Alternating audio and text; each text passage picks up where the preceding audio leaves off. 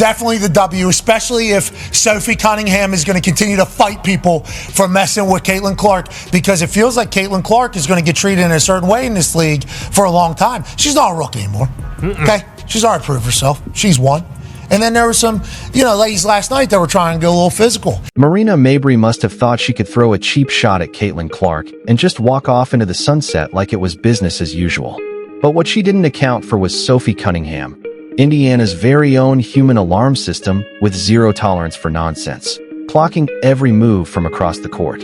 If Caitlin Clark is the league's golden ticket, then Sophie just became her full-time no-days-off bodyguard. If you support Sophie and Caitlin, then comment GOAT CC and Spicy Sophie down below. Let's go. Marina Mabrey, who knocked Caitlin Clark down. I don't like these cheap shots, though. She got in the eye. Cheap shots can't be happening, and it always happened. Caitlin is certainly going to be a storyline. She's a star. She's a dog. And the WNBA seemingly on the rack. This wasn't your average chippy moment. It wasn't even just about the foul. What unfolded on that court was a full-blown, made-for-primetime message. Disrespect Caitlin Clark, and you're going to hear about it.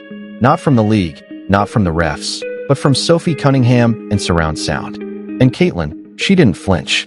She let her game talk louder than the hate, raining logo threes like she was launching missiles while Sophie set the tone. Mess around and find out. Last year, I think something we noticed, and I think a lot of people noticed, is when Caitlin would get bullied, nobody would do nothing. That's right, nobody would do nothing. It was like, hey, they didn't know, like, whoa, I can't believe this is happening. I can't believe people were doing this to Caitlin Clark. Teammates weren't jumping in there. They bring in Sophie Cunningham.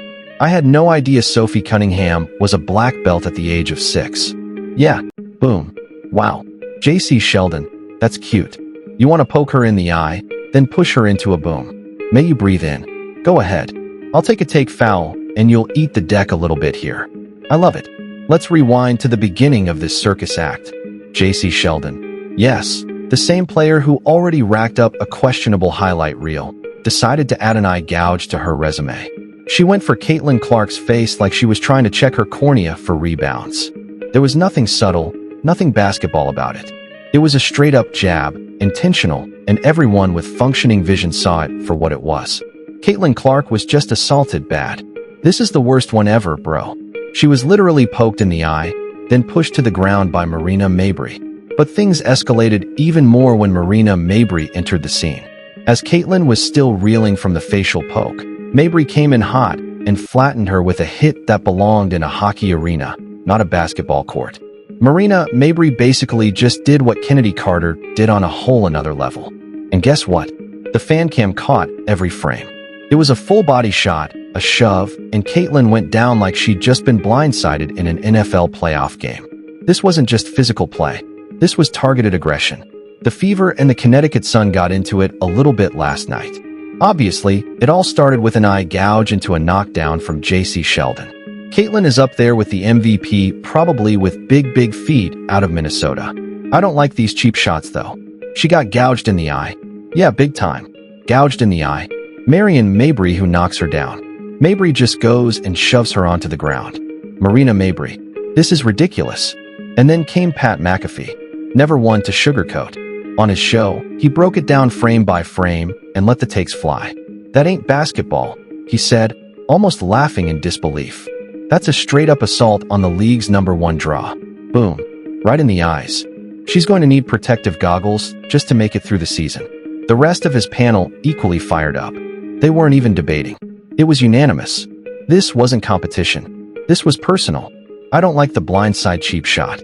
I don't like the poke in the eye, but I don't mind the physicality. I don't mind a little bit of competitive, how you doing, keep it moving. Especially at the WNBA with how much is at stake. You know, right now they're at a pivotal time. There's CBA coming up. I believe there is some sort, because remember they were talking about holding out. So it's like there's an opportunity now. What is the pivotal time? It's like having good basketball. Good. Having cheap shots. Not good. Probably now. If you've been paying attention this season, you know this wasn't Caitlin's first run-in with cheap shots. She's been elbowed, shoved, tripped, taunted, and body-checked more than any rookie should ever have to deal with. And through all of it, her own squad mostly stood around and shrugged. Mind you, JC Sheldon has been hitting Caitlin in the face all game. Fouling all game. The refs don't care. The refs act like their whistles are broke. She's fouling her nonstop. Again. Hits her in the face. Until now. This time, Caitlin had backup.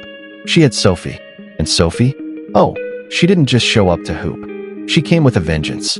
When Sheldon and Mabrey tried to rough up Caitlin, Sophie didn't wait for the whistle. She snapped into action. She let out a war cry that probably made courtside fans check their phones. She got in faces, planted her feet, and dared anyone to cross the line again. It wasn't just retaliation, it was regulation. Pat McAfee put it perfectly. You take a swing at Clark, you're taking a trip to the floor. Simple as that. Sophie's not just a teammate, she's a goon, in the best way. And honestly, that's exactly what this team needed. Every legendary player has had someone like that. Michael had Rodman. Steph has Draymond.